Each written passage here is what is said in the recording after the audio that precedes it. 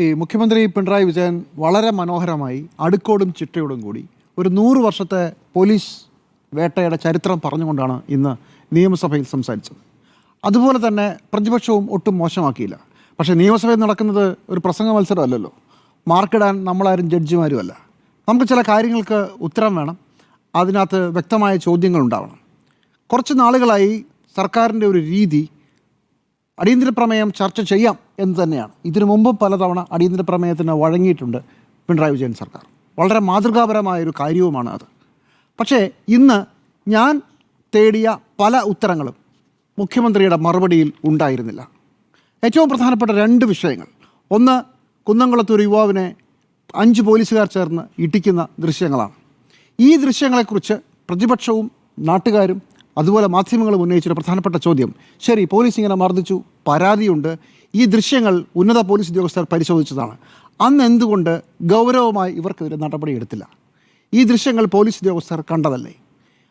അന്ന് എടുത്ത നടപടി തീരെ തൃപ്തികരമല്ലാത്തതുകൊണ്ടാണല്ലോ ദൃശ്യങ്ങൾ പുറത്തു വരുമ്പോൾ വീണ്ടും അവർക്കെതിരെ നടപടിയെടുക്കാൻ തീരുമാനിച്ചത്. അപ്പോൾ പോലീസിൻ്റെ ഭാഗത്ത്, ഉന്നത പോലീസ് ഉദ്യോഗസ്ഥരുടെ ഭാഗത്ത് ഒരു വീഴ്ചയില്ലേ? അത് അംഗീകരിക്കുമോ? ഇവർക്കെതിരെ എന്ത് നടപടി ഉണ്ടാകും? ഇത്രയും ചോദ്യങ്ങൾ വളരെ കൃത്യമായി നമ്മളെല്ലാവരും ചോദിച്ചിട്ടുണ്ട്. ഇന്ന് പ്രതിപക്ഷവും ഇത് തന്നെ ചോദിച്ചു. മുഖ്യമന്ത്രിയുടെ മറുപടി എന്താ? കുന്നംകുളം കേസിലെ അച്ചടക്ക നടപടിയിൽ പുനഃപരിശോധന നടന്നു വരികയാണ്. സുജിത്തിൻ്റെ പരാതിയുടെ അടിസ്ഥാനത്തിൽ പുനഃപരിശോധന എപ്പോഴാണ് തുടങ്ങിയത്? പുനഃപരിശോധന തുടങ്ങിയത് ഈ ദൃശ്യങ്ങൾ പുറത്തു വന്നതിന് ശേഷമാണ്. ഈ ദൃശ്യങ്ങൾ പുറത്തു വന്നത് പോലീസ് ഒരു കാരണവശാലും CCTV ദൃശ്യങ്ങൾ പുറത്തു കൊടുക്കാതെ യുദ്ധം ചെയ്ത് പിടിച്ചു വെച്ചിരുന്നൊരു സാധനം കോടതിയിലും മറ്റുമൊക്കെ പോയി വിവരാവകാശ കമ്മീഷൻ്റെ അടുത്ത് പോയിട്ടാണ് ഈ ദൃശ്യങ്ങൾ പുറത്തു കൊണ്ടുവന്നത്. അപ്പോൾ ദൃശ്യങ്ങൾ പുറത്തു കൊടുക്കാതിരിക്കാൻ ശ്രമിച്ച ഒരു സ്ഥാനത്ത് നിന്ന് ദൃശ്യങ്ങൾ പുറത്തു വരികയും മാധ്യമങ്ങൾ അത് വാർത്തയാക്കിയതിന് ശേഷമാണ് മുഖ്യമന്ത്രി ഈ പറയുന്ന പുനഃപരിശോധന നടന്നു വരുന്നത് എന്നുണ്ടായത്. അപ്പോൾ ചോദിക്കേണ്ട ചോദ്യങ്ങൾ കൃത്യമായി ഉണ്ടായിരുന്നു, അവിടെ ഉണ്ടായിരുന്നു. മുഖ്യമന്ത്രി അതിന് മറുപടി പറഞ്ഞില്ല. പോലീസ് ഉദ്യോഗസ്ഥർക്ക്, ഉന്നത ഉദ്യോഗസ്ഥർക്ക് അറിയാമായിരുന്നില്ലേ? അന്ന് എന്തുകൊണ്ട് നടപടിയെടുത്തില്ല? ആ നടപടി എടുക്കാത്ത വിഷയത്തിൽ എന്താണ് സർക്കാരിൻ്റെ വിശദീകരണം? ഇനി നടപടി കൃത്യമായി ഉണ്ടാകുമോ? മുഖ്യമന്ത്രി അതിന് മറുപടി പറഞ്ഞില്ലല്ലോ. അപ്പോൾ എന്ന് മാത്രമല്ല, അശ്വത്ഥാമഹത എന്ന് പറഞ്ഞതുപോലെ മുഖ്യമന്ത്രി പറഞ്ഞ ഫാക്ച്വലി കറക്റ്റാണ്. പക്ഷേ ചോദിച്ച ചോദ്യം എന്താ, പറഞ്ഞ ഉത്തരം എന്താ? തമ്മിലൊരു പൊരുത്തക്കേടുണ്ട്. അടുത്തത് പീച്ചി സംഭവം. അവിടെ ഒരു ഹോട്ടൽ ഉടമയുടെ മകനെയും മാനേജറെയും തല്ലുന്നു, അതും ദൃശ്യങ്ങൾ പുറത്തു വന്നതാണ്. അപ്പോൾ മുഖ്യമന്ത്രി ഇന്ന് സഭയിൽ പറഞ്ഞ മറുപടി, മകനെ ലോക്കപ്പിൽ അടച്ചിട്ടേ ഉള്ളൂ, തല്ലിയിട്ടില്ല. അടിച്ചത് മാനേജരെയാണ്. വാട്ടെവർ, എന്തായാലും തല്ലുന്നതാണല്ലോ. ഇനിയിപ്പോൾ മകനെ അടിക്കേണ്ട, തല്ലിയല്ലോ, നല്ല അന്തസ്സായിട്ട് തല്ലി, അത് ദൃശ്യങ്ങളിലുണ്ട് താനും. എന്ന് മാത്രമല്ല പണം കൈമാറുന്നതിൻ്റെ ദൃശ്യങ്ങളുമുണ്ട്. ഇതും പരാതിയായി പോയതാണ്. ഈ പരാതിയിലും അന്വേഷണം നടന്നതാണ്. ഈ ദൃശ്യങ്ങളെല്ലാം ഉദ്യോഗസ്ഥർ കണ്ടതാണ്. അപ്പോൾ മുഖ്യമന്ത്രി പറഞ്ഞ മറുപടി, ഈ ഉദ്യോഗസ്ഥനെ സ്ഥലം മാറ്റി. ഇതാണെന്ന് മുഖ്യമന്ത്രി പറഞ്ഞ ഉത്തരം. മുഖ്യമന്ത്രി ഇന്ന് നിയമസഭയിൽ 8 വിഷയങ്ങൾ ഇതുപോലെയുള്ള പരാതികൾ എടുത്ത് എണ്ണി പറഞ്ഞുകൊണ്ട് അതിന് ഓരോന്നും മറുപടി പറഞ്ഞു. പീച്ചി 2ാമത്തെ വിഷയമായിരുന്നു. പോലീസ് ഉദ്യോഗസ്ഥനെ എങ്ങോട്ടാണ് സ്ഥലം മാറ്റിയത്? തൃശ്ശൂർ തന്നെയുള്ള ട്രാഫിക്കിലേക്ക് സ്ഥലം മാറ്റി. ഇതാണ് പറഞ്ഞ മറുപടി. പക്ഷേ പറയാത്തത് എന്തൊക്കെ ഉണ്ടായിരുന്നു? ഇത് അന്നെടുത്ത നടപടി. അതിനുശേഷം ഇയാൾക്ക് പ്രൊമോഷൻ കിട്ടി. അതിനുശേഷം ഇയാൾ നിർബാധം സർവീസിൽ വിഹരിക്കുന്നു. അതിനുശേഷം അദ്ദേഹത്തിന് പോലീസുമായി ബന്ധപ്പെട്ട എല്ലാ കാര്യങ്ങളും കിട്ടുന്നു. എന്നിട്ട് ഇന്ന് സഭയിൽ ഇത്രയും പറഞ്ഞതിന് ശേഷം ഉച്ച കഴിയുമ്പോൾ വാർത്ത വരുന്നു, ഇയാളെ സസ്പെൻഡ് ചെയ്തു. നേരത്തെ കുന്നംകുളം സംഭവത്തിലെ അതേ വിഷയം, ദൃശ്യങ്ങളുണ്ട്, പരാതിയുണ്ട്, പോലീസിലെ ഉന്നത ഉദ്യോഗസ്ഥർ അന്വേഷിച്ചതാണ്. പക്ഷേ പോലീസ് അന്ന് നടപടി എടുത്തില്ല. ആ എടുക്കേണ്ട ഉദ്യോഗസ്ഥർ കണ്ണടച്ചു, അല്ലെങ്കിൽ എടുക്കേണ്ട രീതിയിൽ എടുത്തില്ല. ഈ 2 വിഷയങ്ങളിലും സർക്കാരിൻ്റെ ഭാഗത്ത് വളരെ വലിയ ഗുരുതരമായ വീഴ്ച, ആഭ്യന്തര വകുപ്പിൻ്റെ കാര്യത്തിൽ വളരെ വലിയ വീഴ്ച, ഉന്നത പോലീസ് ഉദ്യോഗസ്ഥരുടെ വീഴ്ചയാകുമ്പോൾ സ്വാഭാവികമായും ആഭ്യന്തരമന്ത്രിയും അതിന് സമാധാനം പറയണം. ഈ കാര്യത്തിൽ സമാധാനം പറഞ്ഞില്ല. ഇനി ഒരു വിഷയം കൂടെ മുഖ്യമന്ത്രി പറഞ്ഞു. 3ാമത്തേത്, മൂവാറ്റുപുഴയിൽ ഒരു ബാറ്ററി മോഷണവുമായി ബന്ധപ്പെട്ടുള്ള സംഭവമാണ്. നമ്മൾ റിപ്പോർട്ട് ചെയ്തതാണ്. അപ്പോൾ മുഖ്യമന്ത്രി പറഞ്ഞ മറുപടി എന്താ? ഒരാളുടെ ബാറ്ററി മോഷണം പോയി. അപ്പോൾ ചെന്ന് ചോദ്യം ചോദിച്ചപ്പോൾ അയാൾക്ക്, ഈ പ്രതിക്ക്, അമൽ എന്ന് പറഞ്ഞ ആൾക്ക് പറയുന്നതിൽ എന്തോ സംശയം. അപ്പോൾ ഞങ്ങളെ വിളിച്ചുകൊണ്ട് പോലീസ് സ്റ്റേഷനിൽ കൊണ്ടുവന്നു. അവിടെ ചെന്നപ്പോൾ ഈ ബാറ്ററി അല്ല എൻ്റെ ബാറ്ററി എന്ന് പരാതിക്കാരൻ പറഞ്ഞു. അയാളെ വിട്ടയച്ചു. ഇതാണ് മുഖ്യമന്ത്രി പറഞ്ഞ മറുപടി.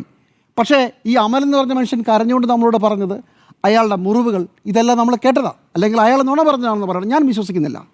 അപ്പോൾ വളരെ ലാഘവത്തോടു കൂടി ഫാക്ച്വലി ശരിയാണെന്ന് തോന്നുന്ന, പക്ഷേ ഒരുപാട് കാര്യങ്ങൾ മറച്ചു വെച്ചുകൊണ്ടുള്ള വളരെ വിശദമായ മറുപടിയാണ് മുഖ്യമന്ത്രി ഇന്ന് നിയമസഭയിൽ പറഞ്ഞത്. ഇതായിരുന്നില്ല ഈ കാര്യത്തിൽ ഞങ്ങൾ പ്രതീക്ഷിച്ചത്. കാരണം കേരളത്തിലെ ജനങ്ങൾ മുഴുവൻ ഈ ദൃശ്യങ്ങൾ കണ്ടതാണ്. ഈ ദൃശ്യങ്ങൾക്ക് മേൽ ഉന്നത ഉദ്യോഗസ്ഥർ കണ്ണടച്ചു എന്ന് എല്ലാവരും വിശ്വസിക്കുന്നതാണ്. അത് തെറ്റിപ്പോയി എന്ന് പറയുന്നതിന് എന്താണ് കുഴപ്പം? അത് തെറ്റിപ്പോയെന്നും ഇനി അങ്ങോട്ട് നടപടിയെടുക്കാൻ പോവുകയാണെന്നും അതിനെന്താണ് സംവിധാനമെന്നുമല്ലേ മുഖ്യമന്ത്രി പറയേണ്ടത്. സത്യത്തിൽ ഇങ്ങനൊരു നീക്കം പോലീസിനകത്ത് നടക്കുന്നുണ്ട് എന്നാണ് ഞാൻ മനസ്സിലാക്കുന്നത്. അതിൻ്റെ ഭാഗമായിട്ടാണ് ഇന്ന് ഉച്ചകഴിഞ്ഞുള്ള സസ്പെൻഷനൊക്കെ. പക്ഷേ സഭയിൽ അതല്ല പറഞ്ഞത്. സഭയിൽ 1923 മുതലുള്ള ബ്രിട്ടീഷ് പോലീസിൻ്റെയും അവിടെ നിന്നുള്ള കോൺഗ്രസ് സർക്കാരുകളുടെ കീഴിലുള്ള പോലീസിൻ്റെയും പല കാലത്തുള്ള പോലീസ് നരനായാട്ടിൻ്റെയും കഥയൊക്കെയാണ് പറഞ്ഞത്. നമുക്കതെല്ലാം പറയാം, എല്ലാം സമ്മതിക്കാം. 2016 വരെയുള്ള ഉദയകുമാറിനെ ഉരുട്ടിക്കൊല്ലടക്കം പറയാം. പക്ഷേ കഴിഞ്ഞ 9 വർഷം അങ്ങാണ് മുഖ്യമന്ത്രി. എന്താണ് വ്യത്യാസമുണ്ടാക്കിയത്? അതിന് മുഖ്യമന്ത്രി മറുപടി പറഞ്ഞു. 144 പോലീസ് ഉദ്യോഗസ്ഥരെ സർവീസിൽ നിന്ന് പിരിച്ചുവിട്ട ഒരു സർക്കാരാണ് എൻ്റേത് ഈ കഴിഞ്ഞ ആഴ്ച വരെ. പക്ഷേ അതിനകത്തൊരു പ്രശ്നം, സ്വാഭാവികമായും തിരിച്ചുള്ള ചോദ്യം വരും, കോൺഗ്രസിൻ്റെ കാലത്ത് എത്ര പേരെ പിരിച്ചുവിട്ടു? കോൺഗ്രസ്സുകാർക്ക് അറിഞ്ഞൂടാ. ഇന്ന് സഭയിൽ നേരത്തെ അരുൺ പറഞ്ഞാൽ ഒരു പക്ഷേ പ്രതീക്ഷിച്ചിട്ടുണ്ടാവില്ല ഇങ്ങനെ ഉത്തരം വരുന്നത്. മാധ്യമങ്ങളുടെ കയ്യിലും ഇപ്പോൾ ഈ ഉത്തരമില്ല. പക്ഷേ എൻ്റെ സർക്കാരിൻ്റെ കാലത്ത് 144 പേരെ പിരിച്ചുവിട്ടു എന്ന് പറയുമ്പോൾ അതിനൊരു പ്രത്യേകത ഉണ്ടാവണമെങ്കിൽ അതിന് തൊട്ട് മുമ്പത്തെ കാലത്ത് ഇത് കുറവായിരിക്കണ്ടേ? ഇപ്പോൾ 200 അപ്പുറത്തെ കാലത്തെങ്കിലോ 144 കുറവല്ലേ? ഈ കണക്കുകൾ ആരുടെ കയ്യിലായിരിക്കുന്നത്? സംസ്ഥാന സർക്കാരിൻ്റെ കയ്യിലാണ്, മുഖ്യമന്ത്രിയുടെ ഒരു വിരൽത്തുമ്പിലാണ്. ആ കണക്കിന്ന് സഭയിൽ പറയാത്തത് എന്താ? അങ്ങനെ പറഞ്ഞിട്ടല്ലേ 144 ഒരു വലിയ സംഖ്യയാണെന്ന് സ്ഥാപിക്കാൻ പറ്റൂ മുഖ്യമന്ത്രി? അങ്ങനെയല്ലേ ചെയ്യേണ്ടത്? അപ്പോൾ അത് പറയാത്തതിൽ ഒരു ദുഷ്ടലാക്കുണ്ട് എന്ന് ഞാൻ വിചാരിക്കുന്നു. ചിലപ്പോൾ സംഖ്യ ഇതിലും കൂടുതലായിരിക്കണം, എനിക്കറിയില്ല. പക്ഷേ എപ്പോഴും സ്റ്റാറ്റിസ്റ്റിക്സ് കമ്പാരിസണിലാണ് ഇരിക്കുന്നത്. അത് അടിസ്ഥാന തത്വമാണ്. അതങ്ങ് മനഃപൂർവ്വം മറച്ചു വെച്ചു എന്നുള്ളതാണ് അതിൻ്റെ വസ്തുത. കാരണം പ്രതിപക്ഷത്തിൻ്റെ കയ്യിൽ ഈ ഡേറ്റ ഉണ്ടാവില്ല. ഇനിയിപ്പോൾ വിവരാവകാശം കൊടുത്താലും ചിലപ്പോൾ 1 മാസം കഴിഞ്ഞേക്ക് കിട്ടുള്ളൂ. അപ്പോഴേക്കും ഇതൊക്കെ അടങ്ങും എന്നാണോ കരുതിയത്? മുഖ്യമന്ത്രി മറ്റൊരു കാര്യം കൂടെ പറഞ്ഞു. തിരുവഞ്ചൂർ രാധാകൃഷ്ണൻ സഭയിൽ ഇരിക്കില്ല, അവർ രണ്ടുപേരും ആഭ്യന്തര വകുപ്പ് മന്ത്രിമാരല്ല, അവർക്കറിയില്ലേ? അപ്പോൾ ഡേറ്റ കിട്ടില്ലല്ലോ. ഈ സർക്കാരിൻ്റെ കയ്യിലെ ഡേറ്റ കമ്പൈൽ ചെയ്ത് വരണ്ടേ? അതല്ല, ഒരു നോട്ടീസ് കൊടുക്കുമ്പോൾ ഈ ഡാറ്റ ഇല്ലാതെയാണോ വരുന്നത്? അതല്ല വിഷയം. നിങ്ങളുടെ വിഷയം, നിങ്ങൾ സർക്കാരാണ്. സർക്കാർ ഒരു വാദം ഉന്നയിക്കുമ്പോൾ ആ വാദം, ഇപ്പോൾ ഞാൻ നിങ്ങളെക്കാൾ വെയിറ്റ് ഉള്ള ആളാണ്, അപ്പോൾ നിങ്ങളുടെ വെയിറ്റും എൻ്റെ വെയിറ്റും കൂടെ കമ്പയർ ചെയ്തിട്ടാണ് എൻ്റെ വെയിറ്റ് ഞാൻ പറയേണ്ടത്. ആ കമ്പാരിസൺ അതാണ് ചോദിക്കുന്നത് ജിമ്മി. ഒരു ഉദ്യോഗസ്ഥന്റെ പേര് പറയാനാണ് ചോദിക്കുന്നത്.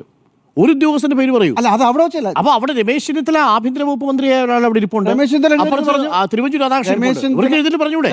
എഴുന്നേറ്റ് പറഞ്ഞ മറുപടി, ഇഷ്ടംപോലെ ഉദ്യോഗസ്ഥർ നടപടിയെടുത്തിട്ടുണ്ട്, കണക്കുമായി വരാം. ഒരാളുടെ പേര് പറഞ്ഞ പേര് കിട്ടിയെന്ന് വരില്ല. പക്ഷെ മുഖ്യമന്ത്രിയുടെ കയ്യിൽ കണക്കുണ്ടല്ലോ. മുഖ്യമന്ത്രിക്ക് ആ കണക്കുണ്ട്. ആ കണക്ക് കമ്പയർ ചെയ്യേണ്ടത് ആരാ? കമ്പയർ ചെയ്തിട്ടല്ലേ ഉത്തരം പറയേണ്ടത്.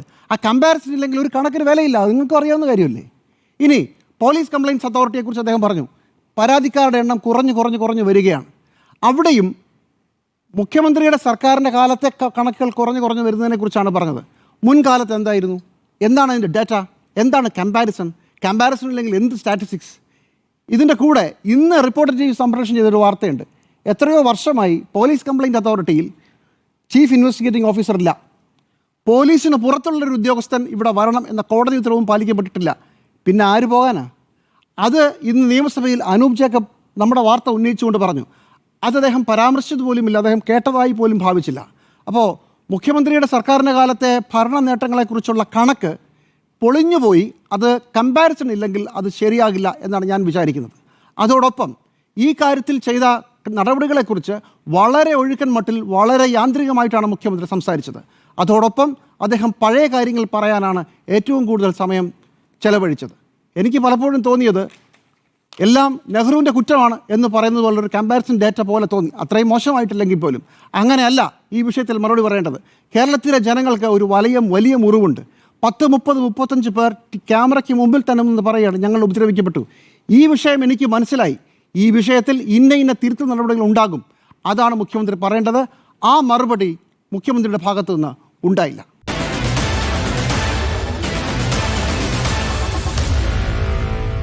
Meet the editors.